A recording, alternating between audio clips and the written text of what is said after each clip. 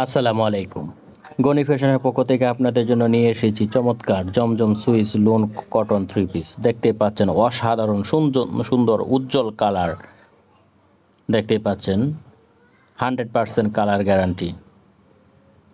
Digital প্রিন্টের ওড়না, 5 হাতি নামাজি ওড়না।